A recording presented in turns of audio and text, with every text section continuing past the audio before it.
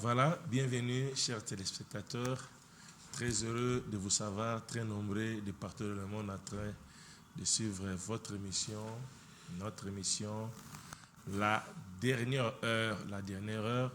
En tout cas, prenez les soins, prenez le temps d'inviter les amis, dites-leur que l'émission commence.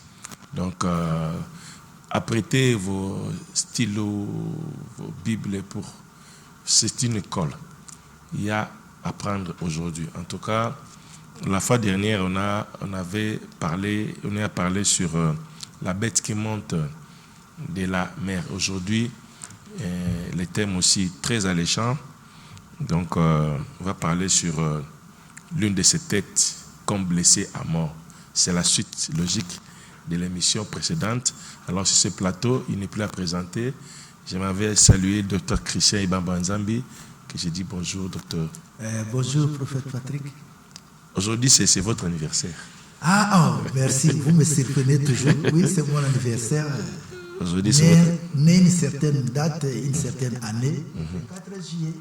Voilà, en tout cas, mon souhait pour vous, que le Seigneur vous garde encore.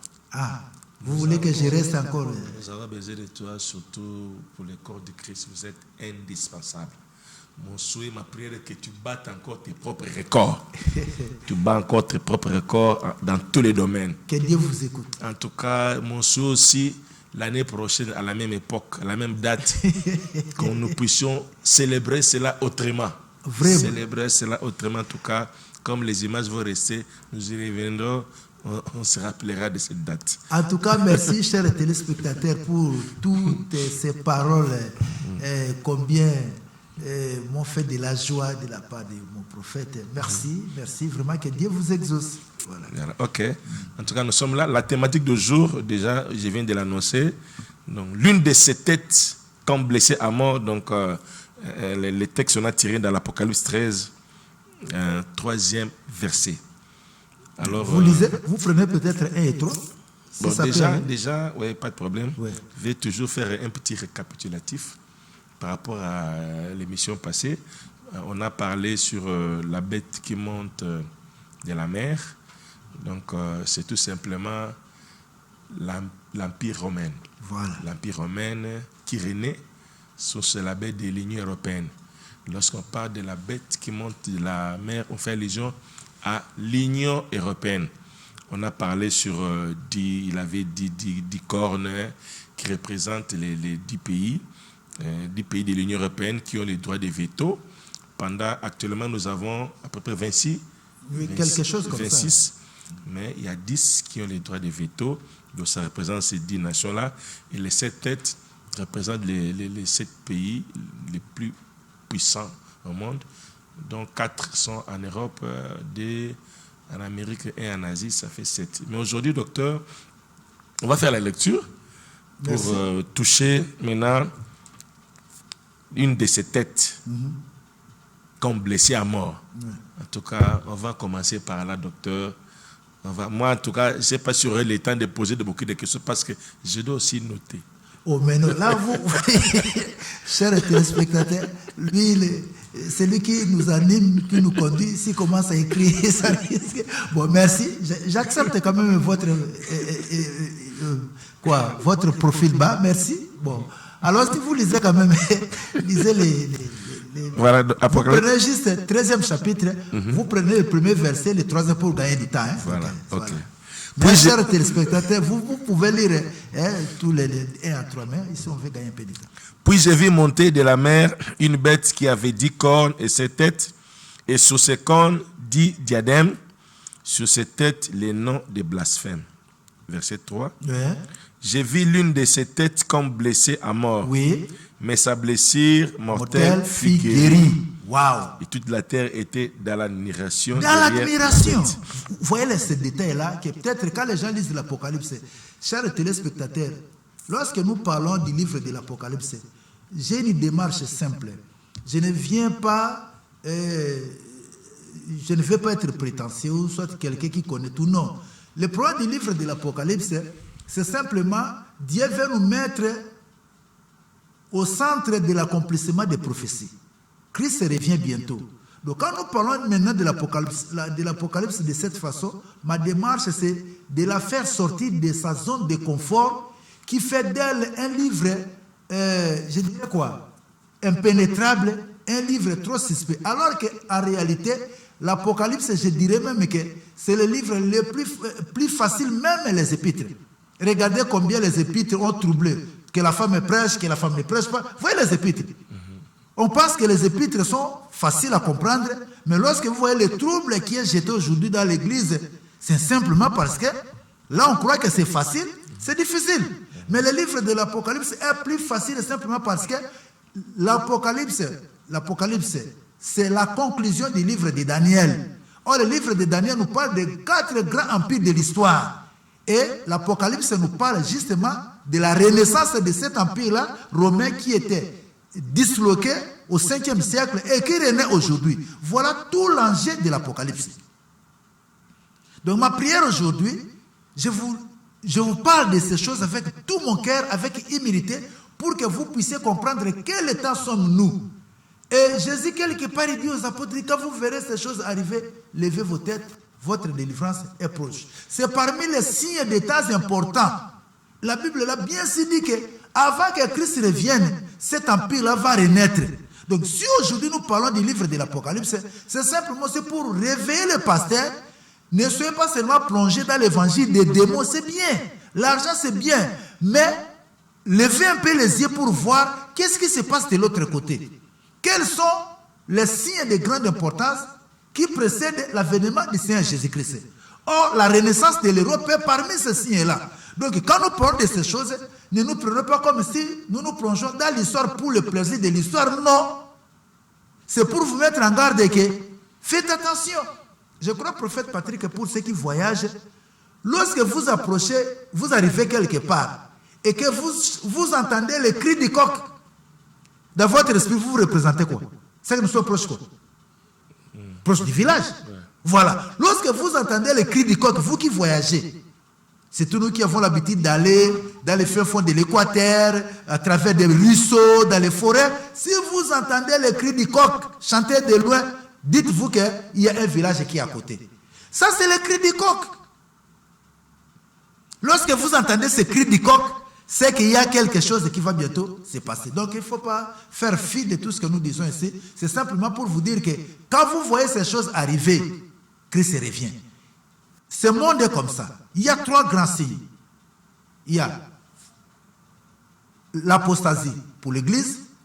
Il y a le mystère de l'iniquité pour les nations. C'est ce que nous allons voir maintenant. Et il y a le retour d'Israël dans sa patrie. C'est déjà fait, le 15 mai 1948, proclamé État. Ce qui reste maintenant, c'est le dernier signe pour la reconstruction du temple. Alors, pour quelqu'un qui est établi ministre à Saint-Tat, tu ne peux pas te comparer comme au temps de Paul. Nous vivons ce qui a été annoncé par les apôtres. C'est comme ça, prophète Patrick, lorsque nous l'avons dit la fois dernière, Apocalypse, le 4e chapitre, le verset 1 à 2, lorsque la voix dit à Jean, monte, et je te verrai voir ce qui arrivera à la suite. Vous voyez, ici on s'arrête seulement à la suite. Tandis que dans Genèse, le 41e chapitre, je crois le premier verset, là où Jacob appelle ses enfants, il leur dit, venez, je vous dirai ce qui arrivera dans la suite des temps. La suite des temps, comme nous l'avons vu, c'est une expression futuriste qui parle beaucoup plus des temps messianiques. Or, dans Apocalypse, nous sommes déjà dans ce temps futur. C'est comme ça, vous voyez qu'on ne dit plus, venez, je vous ferai voir ce qui arrivera à la suite des temps. Il dit seulement, je te ferai voir ce qui arrivera à la suite. On s'arrête là à la suite. Ça dit maintenant, les événements vont se suivre de manière chronologique. Nous sommes maintenant à la suite des temps. Et quand nous parlons de ces choses, mes frères, après ici, moi, j'ai rentré à l'église. Je vais prier aussi pour les gens, chasser les démons, procéder aux prières de guérison, de délivrance. Mais cela ne m'empêcherait pas de voler avec mes deux ailes. Voilà, c'est ça l'aigle. Nous qui sommes arrivés au temps d'histoire, nous devrions prêcher le plein évangile. Ne prenons pas seulement l'évangile des démons pour recevoir des actions de grâce à la fin parce que j'ai prié, j'ai chassé les démons, donne l'argent, sème l'offrande. C'est bien. Mais ce n'est pas seulement pour ça que nous devons continuer chaque jour en marchant les dos courbés comme cette femme-là que Jésus avait guéri des sabbats parce qu'elle marchait les dos courbés. Or, si l'Église continue à marcher les dos courbés, comment les verrez-vous les yeux au ciel pour voir les étoiles? C'est comme ça que Jésus guérit cette femme-là afin qu'elle ne marche plus les dos courbés. Or, la femme, c'est l'image de qui? C'est l'Église. Lorsque vous continuez à marcher les dos courbés, vous ne regardez qu'aux choses de la terre.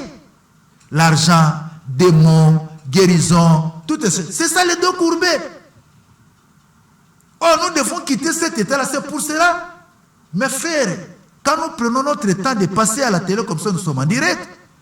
Ma démarche, comme je l'ai dit tantôt, c'est de faire sortir l'Apocalypse de sa zone de confort. Jusque-là, pour vous, l'Apocalypse reste encore un mystère. Voilà, nous vous disons, le livre n'est pas un mystère. Si vous lisez Daniel, ça c'est seulement la conclusion. Parce que tout a été écrit déjà à partir du livre de Daniel. Maintenant, nous vivons cette conclusion-là. Vous venez de lire. La bête que tu as vue a 7 têtes et 10 cornes. Et cette tête, c'est qui? C'est l'Union. C'est, disons, l'Union européenne, voilà. C'est l'Empire romain qui renaît aujourd'hui. Et cet empire n'existe pas aujourd'hui. Il a existé au temps de Daniel et tous les livres de Daniel ne parlent que de ces 4 grands empires-là. Alors, comme on l'avait dit autrefois, si tu veux prêcher bien l'Apocalypse, ce n'est pas un livre difficile.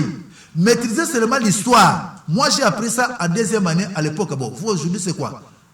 Nous, c'était 2e année secondaire. Et quoi? Secondaire. Maintenant, c'est 8e. Maintenant, c'est 8e. Hein, nous, on a appris ça à l'école. On ne savait pas que c'était l'histoire prophétique qui nous concerne. On a étudié ça comme à l'école. Mais voyez, alors que pour celui qui a bien lu cette histoire-là, pour comprendre l'Apocalypse, ça devient facile. Donc, la bête qui avait 7 têtes et 10 cornes, aujourd'hui, c'est cet empire-là qui réapparaît. Mais parce que la démarche du prophète, c'est de parler de l'une de ces têtes qui étaient blessées à mort. Là, maintenant, ça nous renvoie d'aller lire Apocalypse 17. Tu commences, je crois même, tu prends les 8 ou 9 jusqu'à 11. Et pourtant, les mêmes versets-là, la fois dernière, quand on a cherché l'explication de cette tête et 7 rois, on n'avait pas trouvé. Pourtant, c'était toujours là. Il reprend un peu les versets. Voilà, Apocalypse 17, à partir du verset 8. La bête que tu as vue était, et elle n'est plus. Était quand? Ça, c'est l'Empire romain. Mais à l'époque des gens, l'Empire romain existait encore. Mais ça, c'est de manière prophétique. On lui dit que cette bête que tu as vue était. Voilà. Et elle n'est plus. Voilà. Elle doit monter de l'abîme. C'est-à-dire, il y aura un temps, là, on montre à Jean la dislocation de l'Empire romain qui va disparaître pour un temps. Et après, cet empire va faire quoi? Va remonter de l'abîme. Hein? Et aller à la perdition. Elle est à la perdition. Continue. Et les habitants de la terre, ceux dont le nom n'a pas été écrit dès la fondation du monde, dans les livres de vie, s'étonneront en voyant la bête, parce qu'elle n'est plus et qu'elle réapparaîtra. Voilà, aujourd'hui, tout le monde s'étonne. Et c'est lié. Et c'est l'Empire romain. Oh, cette bête a repris vie. Elle réapparaît. L'Empire romain d'autrefois, il réapparaît. Continue. Oui. Voilà. C'est ici l'intelligence qui a de la sagesse. Voilà, il faut mélanger votre intelligence. Nous avons appris à l'école, on nous a enseigné, et il y a aussi de la sagesse. Voyez la Bible, il ne faut pas toujours aller, je ne sais pas, prophète Patrick, aller chercher des incantations. On vous demande aussi de faire appliquer votre intelligence. C'est-à-dire, ce que vous connaissez, vous avez appris, vous pouvez lire. Ce sont des choses qui n'exigent pas seulement, il faut monter au ciel pour le comprendre. On dit, c'est ici l'intelligence, qui est aussi de la sagesse. Les 7 têtes Ce sont les 7 montagnes. Oh, les 7 montagnes, parce que j'ai fermé mon portable pour que nous ne soyons pas dérangés. Sinon, je vous aurais cité les Avenir, Platien, les 7 montagnes, hein, là où la ville de Rome est bâtie. Oui. Sur lesquelles la femme est assise. Ouais. C'est aussi les 7 rois. C'est aussi les 7 rois. 5 sont tombés, un existe, d'autres n'est pas encore venu, et quand il sera venu, il doit rester peu de temps. Et la bête qui était, qui n'est plus, et elle-même un 8e roi. Et elle est du nombre de 7, elle va à la perdition. À la perdition. On nous a expliqué là-bas que les 7 têtes sont aussi 7 rois. Bon, maintenant, tu as posé la question de savoir, chers téléspectateurs, le prophète veut savoir quelle est cette tête-là qui était blessée à mort. Voilà. Vraiment, votre question est claire et nous allons quand même essayer d'aborder ça. Alors, on nous explique que les 7 têtes sont aussi 7 rois. C'est-à-dire nous devons chercher les rois là, c'est-à-dire les royaumes. Hein? Il n'y a pas de roi sans royaume, non? C'est-à-dire c'est maintenant les royaumes que nous devons chercher. Oh, chers téléspectateurs, quand vous lisez dans l'histoire, tout ce qui se passe dans la Bible est en rapport avec Israël. Tout c'est en rapport avec Israël. Alors, les 7 têtes-là, il faut les voir par rapport à Israël. Depuis que cette nation-là existe, s'il faut parler de manière... s'il faut faire l'analogie des Écritures d'après l'histoire, vous allez vous rendre compte que la première puissance mondiale de l'époque, lorsque Israël, je dirais, naissait, vous connaissez, non? C'était quelle puissance à cette époque-là? Égypte. Ah, voilà. Donc, l'Égypte qui a, je dirais, dominé Israël, a servi Israël à ce moment-là, est considérée comme la première, parce que c'était la première puissance mondiale de l'époque, on peut dire ainsi, qui a régné sur Israël. Ça, c'est la première tête, parce qu'il y a 7 têtes, 7 rois, par rapport à Israël. Suivez-moi, chers téléspectateurs, c'est comme ça que c'est ici l'intelligence qui a de la sagesse. Il ne faut pas aller chercher ça au ciel. Les livres de l'Apocalypse nous parlent des choses terrestres, des empires terrestres, l'empire romain. Il ne faut pas aller chercher les dons spirituels et la prophétie. Non, c'est le monde et les nations. Et c'est parmi les signes du temps de la fin. Les signes de l'Église, comme je l'ai dit tantôt, c'est de l'apostasie. C'est l'abandon de la foi. Quelle foi? C'est-à-dire vous laissez les enseignements qui nous donnent le fondement pour circonscrire nos cœurs pour le royaume des cieux. Nous nous tournons vers les fables avec les motifs simplement avoir de l'argent, avoir une parcelle d'autorité, mais le salut des âmes, ce n'est plus notre problème. C'est ça l'apostasie. C'est-à-dire, on prêche la parole pas pour que les gens se convertissent, mais c'est pour que les gens écoutent des choses agréables. Vous allez vous donner des foules de docteurs, mais point de salut. Là, l'église entre dans l'apostasie et c'est déjà. Nous voyons des églises où le pasteur chicote même les membres. Nous sommes déjà dans l'apostasie. Et pour Israël, comme je l'ai dit, ça on laisse ça de côté. Alors, maintenant pour l'Empire romain, la première tête qui a servi Israël, l'Égypte.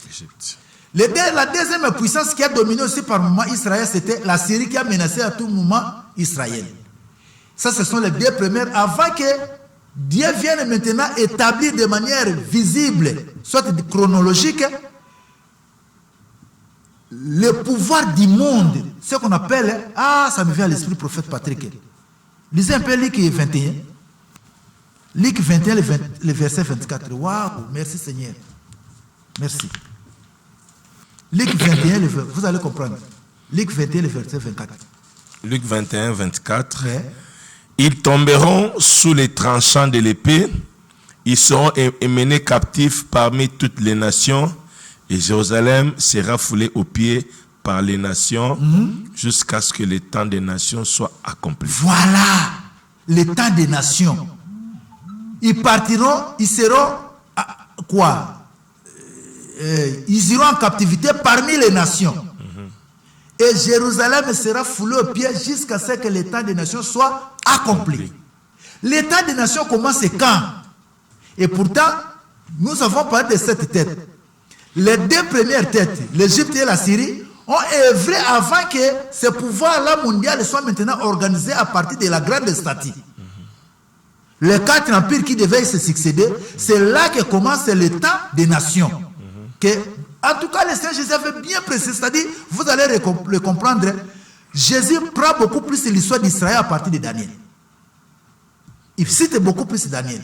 Et là, ça parle de quel empire? Empire babylonien. Dans l'histoire, vous allez remarquer que lorsque Israël était asservi par le roi Nabucodonosor, c'est là ce qui avait aussi concordé avec la destruction du premier temple. Et Jérusalem a été foulée aux pieds par les nations. À partir de ce moment-là, ça commence l'état des nations. Et Jésus dit que Israël sera foulé aux pieds jusqu'à ce que l'état des nations soit accompli. Et maintenant, nous arrivons à la dernière étape. À part les 2 empires, Égypte, Syrie, les 4, nous commençons par Syrie, représenté par la grande statue, bâti sur Daniel 4, sous l'arbre où se trouvent les troncs et les racines, qui pérennisent cet esprit-là pour qu'à tout moment l'empire fasse quoi? Repousse, ou soit il renaisse. Alors, les 4 grands empires là, Babylone, Médo-Perse, Grec, Romain. C'est ça l'état des nations. Maintenant, qu'est-ce qui s'est passé? Parce que Daniel 4 dit, la pierre Daniel 2 dit, la pierre qui s'était détachée sans le secours d'aucune main a frappé la statue. Et vous allez voir, l'empereur Dioclétien, vers 312, je crois, à cause d'une vision qu'il avait reçue, il va voir la croix, et il était parti en guerre, il avait gagné la guerre. C'est comme ça qu'il va dire, bon, dans mon royaume, parce que j'ai gagné, j'ai vu la croix, c'est Jésus. C'est à partir de l'empereur, je crois, Dioclétien, que les rois ont commencé à adorer Jésus. Et quelques temps après, à 476, c'était Constantin le Grand. À cause des invasions des barbares, l'empire s'est disloqué. À 476. Et depuis lors, c'est Christ qui est prêché. Mais maintenant, la tête qui était blessée à mort, si vous allez voir dans l'histoire, nous prenons la première tête, Égypte, la deuxième tête, passée par rapport à Israël, c'est la Syrie, la troisième tête, nous prenons les 4 empires qui sont représentés, dans votre statue là, la statue à 4, Babylone, 3e, Médo-Perse, 4e, Grec, 5e, et Empire romain, 6e. Là, nous avons les 6 empires. Mais si on parle que la bête a combien de têtes? 7 têtes. Et l'une de ces têtes était blessée à mort. Maintenant, vous allez comprendre que c'est la tête qui était blessée à mort. Si nous prenons ça sous l'angle historique, comme ça ne concerne que l'Empire romain, toutes les approches, chers téléspectateurs, pour vous faciliter la tâche, lorsque vous étudiez l'Apocalypse, si vous voulez faire des approches au niveau de l'interprétation, que tout se passe au niveau de l'Empire romain, de l'Union européenne. Ne sortez pas, n'allez pas au-delà. Ici, ce n'est pas Gog et Magog. Ici, c'est l'Empire romain. L'Empire qui a connu sa déchéance, blessé à mort, c'était l'Empire romain. Tandis que les autres empires qui ont précédé l'Empire romain, que ce soit Syrie, que ce soit Égypte, que ce soit Babylone, que ce soit Médo-Perse, ces empires-là, prophète Patrick, n'avaient pas la promesse de renaître. Ok. Est-ce que vous comprenez, chers téléspectateurs? C'est ça l'élément très important. Tous ces empires-là, en se disloquant, ils n'avaient pas pour eux la promesse de renaître. C'est seulement l'Empire romain, le 6e. C'est comme ça qu'on parle maintenant que c'est cette tête-là, sur le plan historique, qui était blessée à mort. Et lorsque la tête est blessée à mort, il n'était pas totalement mort, disons, elle, la bête, la tête. Elle n'était pas totalement morte, c'est-à-dire l'Empire romain, puisque la puissance de l'Empire, comme tu as lu Apocalypse 13, 2, que Satan lui donna sa puissance, la puissance de l'Empire est incarnée par le tronc où se trouvent les racines. Ce qui pérennise cet esprit-là qu'à tout moment, l'Empire fait quoi? L'Empire renaît. Et après la dislocation de l'Empire romain, au 5e siècle, à l'an 476, la pierre là qui avait frappé la statue a rempli toute la terre. Et cet amour-là, entre sa dislocation à 476 et sa réapparition en 1993 de notre ère ici. Il n'y a pas longtemps, là, on a vu ça, on voit ça à la télévision. Ce temps-là, c'est le temps où la pierre qui s'était détachée sans les secours d'aucune main a frappé la statue et cette pierre a rempli toute la terre. C'est comme ça que vous avez vu en Europe et partout dans le monde, il n'y a eu aucun nom, prophète Patrick, qui a été prêché, connu, propagé à travers le monde comme le nom de Jésus. Et l'Europe, qui a le monopole sur le roi de la terre, via l'Église catholique, a permis que le monde connaisse Jésus. Même si les gens ne se sont pas réellement convertis, au moins c'est l'Église catholique qui est allée jusque dans les fins fonds, même dans mon village, partout dans le monde, l'Église catholique est allée dire qu'il y a un roi qui s'appelle Jésus, il y a un document qu'on appelle la Bible. Et cette émission aujourd'hui, prophète Patrick, rassemblait tous les évangélistes américains, européens, africains, donnez-leur de l'argent, du matériel sophistiqué. Ils ne feront jamais ce que l'Église catholique a fait. Et la preuve est que nous sommes là, nous gesticulons. Nous, c'est quoi? Nous sommes des matifis. Hein? On veut nous voir, bon, crier, mais l'Église catholique, sans tambour ni trompette, et le vent, là où nous ne pouvons pas aller. Voilà le grand travail que l'Église catholique, pendant cette période-là, de la dislocation, de sa disparition avant de renaître, que l'Europe a pris maintenant la mission de propager, c'est-à-dire en accomplissement de Daniel 2, la pierre. Bon, bien que de manière partielle, parce que c'est seulement pendant le millénium que cette prophétie-là va s'accomplir de manière absolue, où Christ va rayer effectivement sur toute la terre. Mais aujourd'hui, le nom est connu, il y a des pays musulmans qui ne croient pas au Seigneur Jésus. Bon, on le connaît, c'est un mal, que c'était un fou, ainsi de suite. Mais le moment viendra où Christ est réellement, effectivement. Donc ici, la première tranche est prophète Patrick. Si nous pouvons épingler, parce que je vais aborder 3 aspects. Le premier aspect, je parle de 7 têtes, comme 7 rois. Parce que l'Apocalypse nous a donné la possibilité de nous dire que les 7 têtes sont aussi 7 rois. Alors nous avons vu les 7 rois, j'ai bien précisé, chers téléspectateurs, c'est en rapport avec Israël.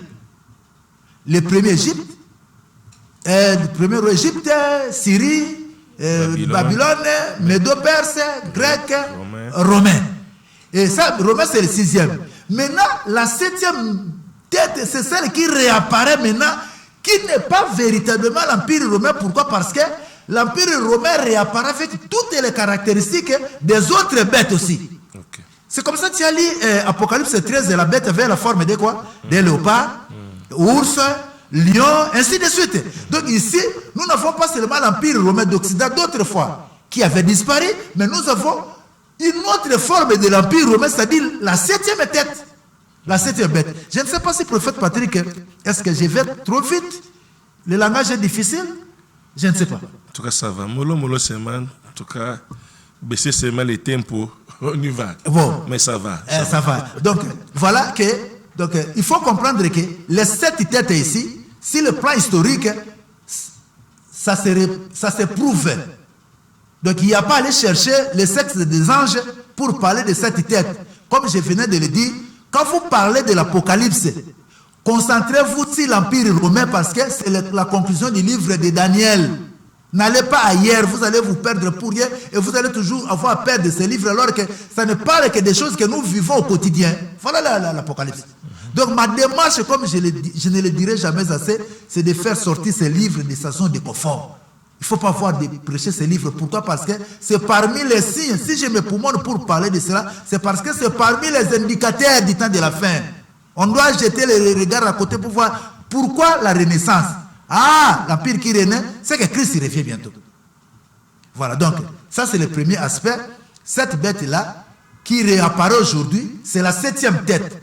Ce n'est pas une photocopie de l'Empire romain qui était disloqué au 5e siècle, mais c'est quoi? Le rassemblement, l'union de tous les 4 empires d'autrefois, rassemblés maintenant, qui fait maintenant la 7e tête différente des autres.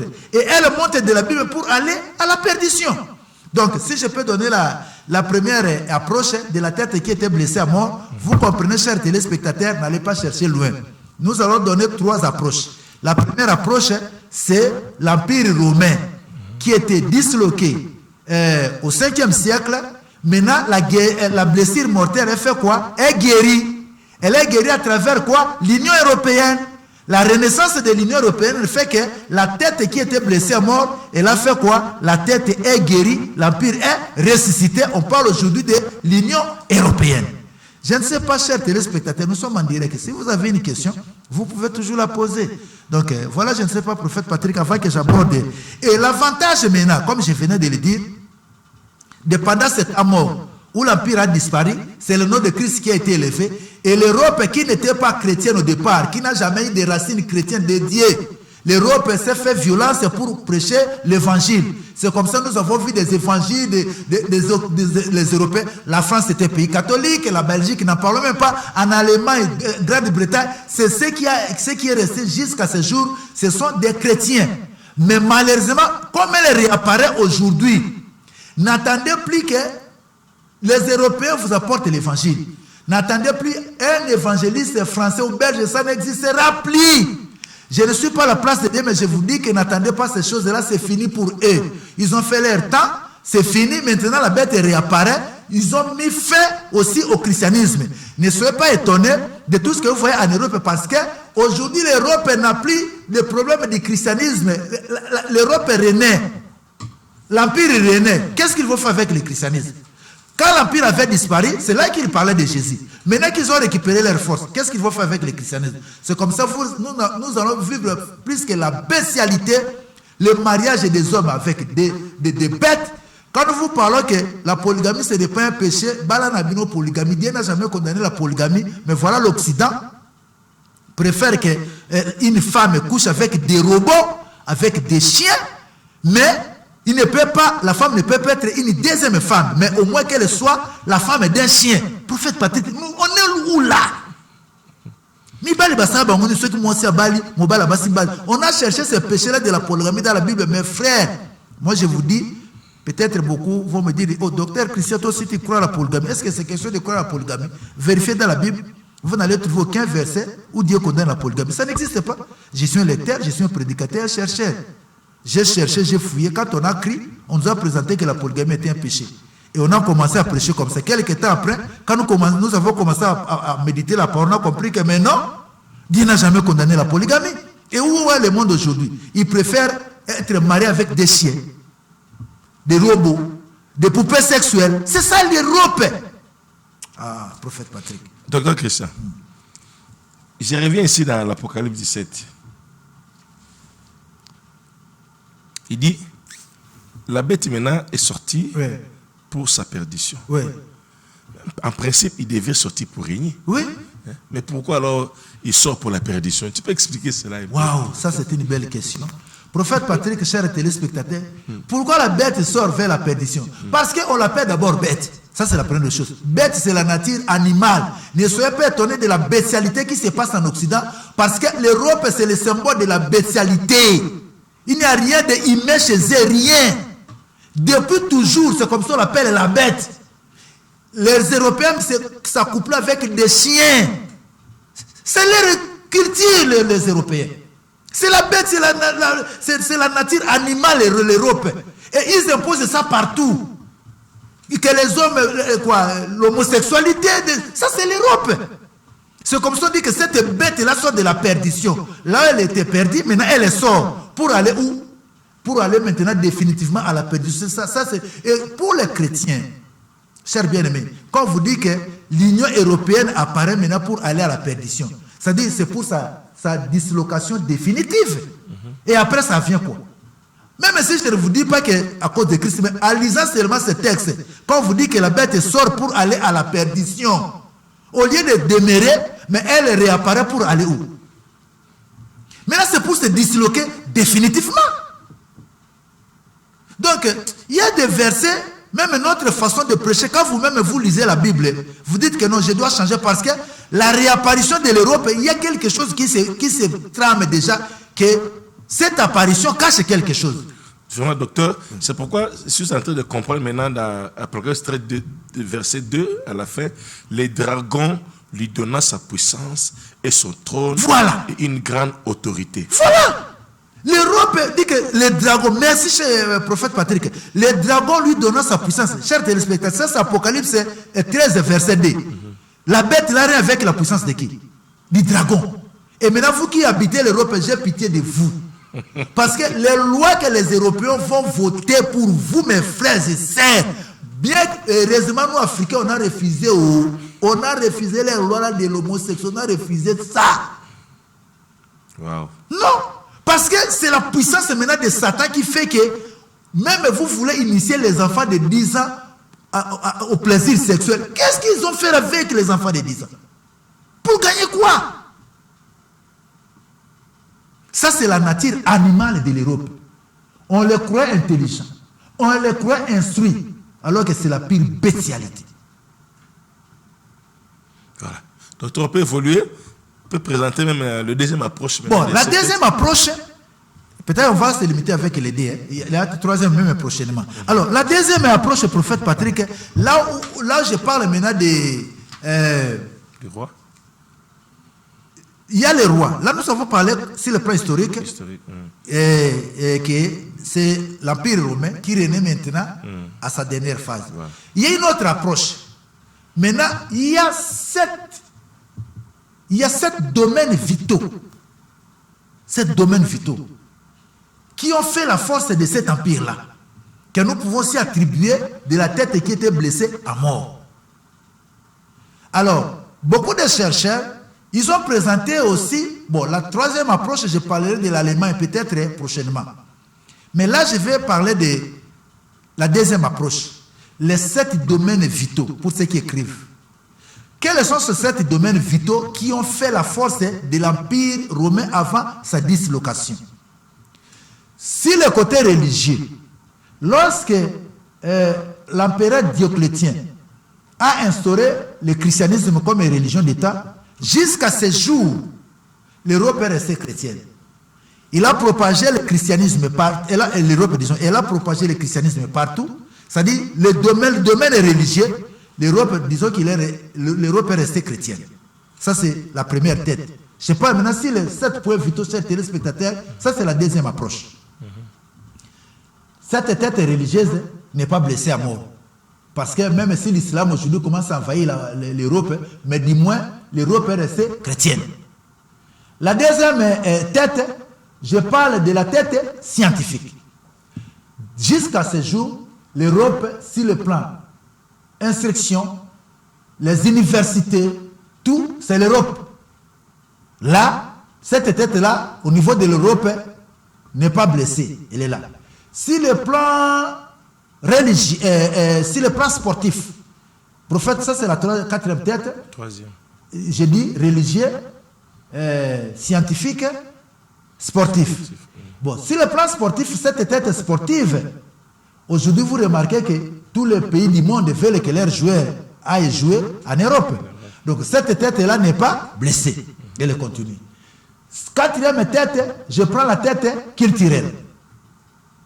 Si le plan culturel, bon, vous aimez qu'on vous appelle Patrick, moi je suis Bamba Wanzan. Vous voyez les conséquences de la culture. Aujourd'hui, un peuple qui ne connaît pas son nom, son identité, sa langue, c'est un peuple acculturé.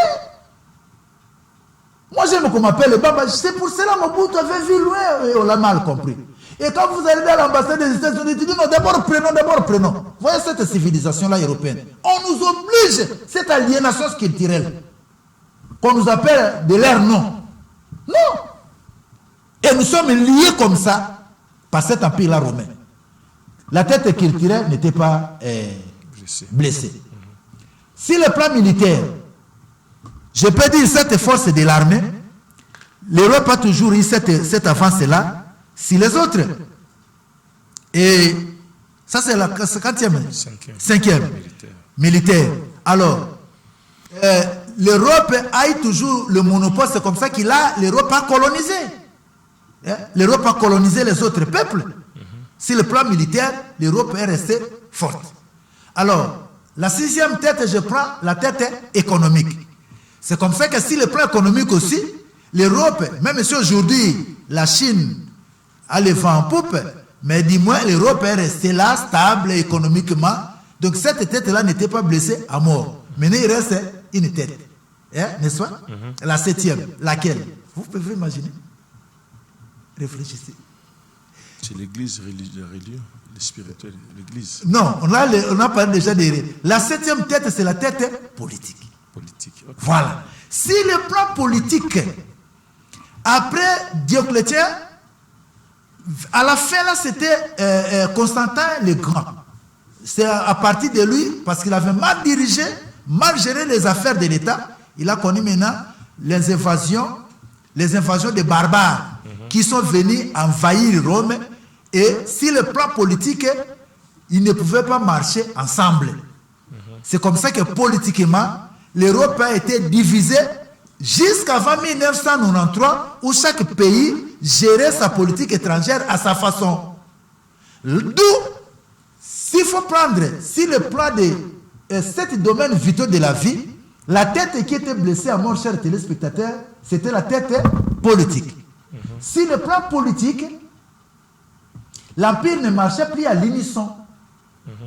Aller à l'ambassade aujourd'hui, c'est représenté par l'espace Schengen. Je crois quelque chose comme ça. Ils ont réussi maintenant parce que, selon Daniel, ça a été dit que l'Empire va se solidifier par des alliances et non par la force. Tous ceux qui voulaient soit faire renaître cet empire par force. Nous avons Napoléon Bonaparte a essayé, ça n'a pas marché.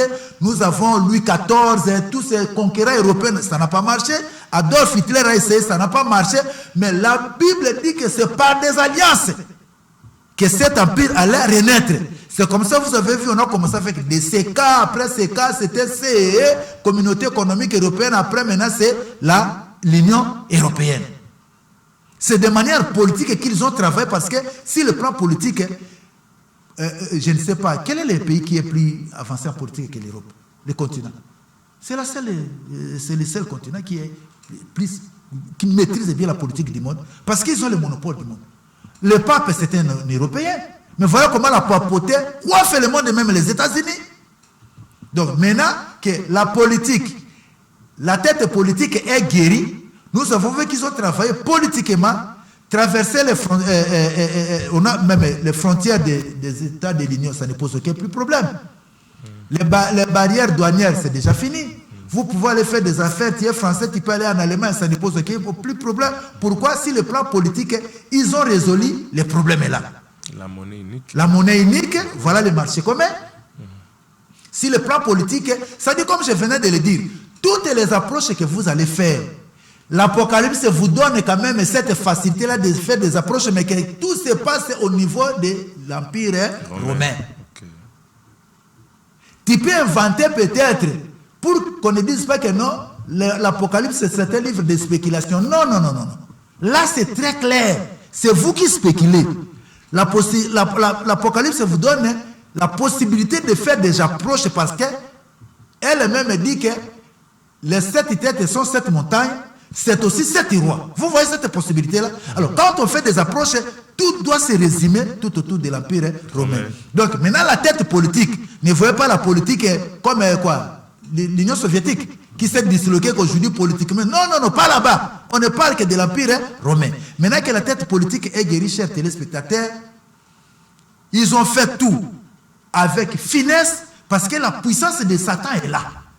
Et maintenant, la renaissance de l'Europe est là. Ces choses faites.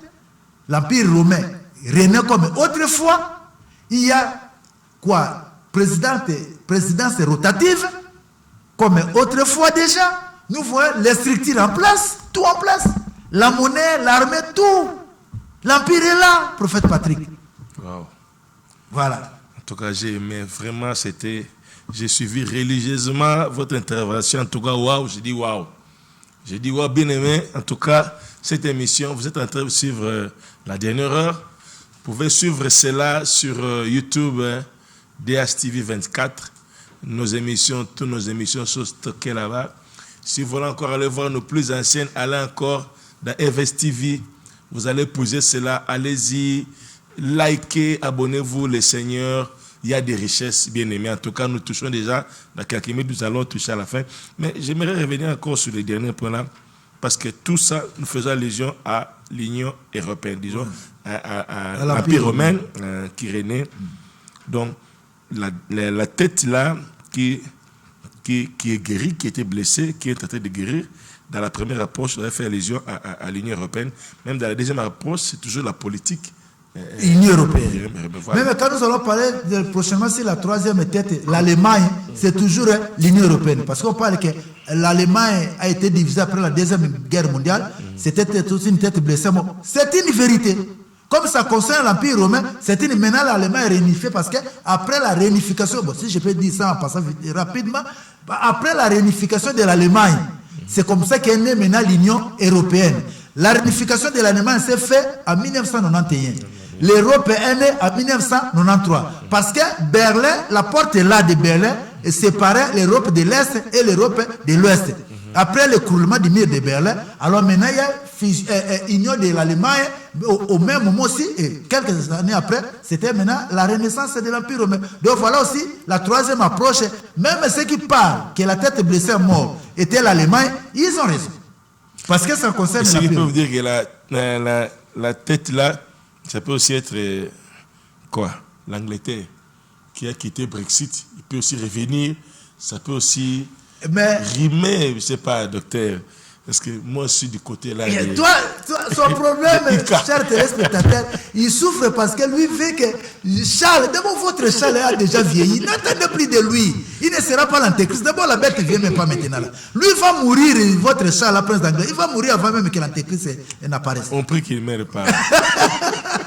Donc, même si l'Angleterre retournait, faisait son comeback au niveau de l'Union européenne, non, ça ne sera pas la tête blessée à mort.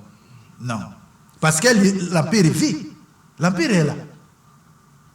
Quand on passe sur le plan politique, comme la tête était blessée à mort, l'Empire n'existait pas. La tête politique est guérie et l'Empire est là. Avant la réunification de l'Allemagne qui avait cette blessure, l'Empire n'existait pas. Après la guérison de l'Allemagne, l'Empire est là. Vous voyez maintenant, ça rime avec la renaissance de l'Empire. Donc, toutes les approches que vous allez faire, là, l'Apocalypse vous donne droit pourvu que ça ne reste que dans le contexte de l'Empire romain. Voilà. Donc, cette tête politique aujourd'hui marche sous l'impulsion satanique. C'est comme ça, vous qui habitez l'Europe, n'attendez rien de bon. Il n'y aura que de mauvaises choses que l'Europe va donner au monde. Des mariages gays, des chiens qui vont coucher des filles comme ça, ils vont se marier avec qui est contre la polygamie, alors que Dieu n'a même pas condamné la polygamie. Aucun verset, mes frères, vous cherchez, je vous dis, cherchez, mais quiconque au défi, trouvez-moi un verset où Dieu condamne la polygamie dans la Bible. Je viendrai le mercredi prochain, trouvez-moi ce verset-là et envoyez-le-moi que non, ici Dieu a condamné la polygamie. Ça n'existe pas. Mais voilà l'homme blanc. Il aime que les femmes soient mariées, deviennent les femmes des chiens, des robots, des poupées sexuelles, et le monde acclame. Bien aimé, déjà nous touchons à la fin de l'émission. En tout cas, on prendra une émission pour en parler. C'est la polygamie. Ouais, on va vraiment préparer les choses. On va préparer cela, préparer des questions et tout. J'ai déjà merci à tous nos fidèles téléspectateurs qui appellent. Il y avait un frère là, j'ai oublié le nom. Il m'a appelé, il m'a écrit, il m'a écrit. Continuez d'écrire, posez vos questions. En tout cas, nous reviendrons avec de forts détails, avec le docteur pour y répondre à toutes vos questions. Dieu aidant. Il s'est renseigné, il voulait avoir des émissions. Je lui ai indiqué déjà l'adresse YouTube. Il a besoin encore de voir des amples informations. Je lui ai dit, nous avons des livres. Je lui ai envoyé des livres, je l'ai écrit, c'est à $20. Donc, les numéros là, si vous voulez lui atteindre directement, prenez 085 15 38 455. Je reprends le numéro de Dr Kibamba, 085 15 38 455. Vous pouvez le contacter directement ou vous contactez le numéro qui est là, 089 80 83 982. En tout cas, nous avons besoin de cela. Donc, faites parvenir vos questions. Et si vous avez vous approvisionner avec des livres, docteur est là, il va vous servir. Il y en a encore des stocks apparemment. Il y en a un peu. Mais le dernier mot que je voulais juste dire, si vous nous avez bien compris, si vous avez bien suivi ma démarche, c'est simplement pour vous éveiller, vous faire voir quelle heure sommes-nous. la renaissance de l'Empire romain présage, il y a quelque chose qui se cache. C'est le retour de Jésus, c'est l'enlèvement de l'Église. À nous, les serviteurs de Dieu, de changer aussi notre façon d'enseigner, de prêcher la parole de Dieu. Prêchons plus la repentance, que les gens se convertissent réellement. Ne chassons pas seulement les démons, mais touchons les cœurs des gens par l'évangile, mes frères. Christ revient. Merci. Christ revient, merci. En tout cas, avec ces termes, nous bouclons la boucle aujourd'hui. Et en tout cas, merci à Alf Randolo qui était là au Fourré au Moulin. Merci à la réalisation Patrick Comba. Merci au docteur Christian. En tout cas, c'était terrible aujourd'hui. Et moi, votre humble serviteur, prophète Patrick, nous vous disons merci. Bye bye. On se retrouve dans nos prochaines émissions. Merci beaucoup.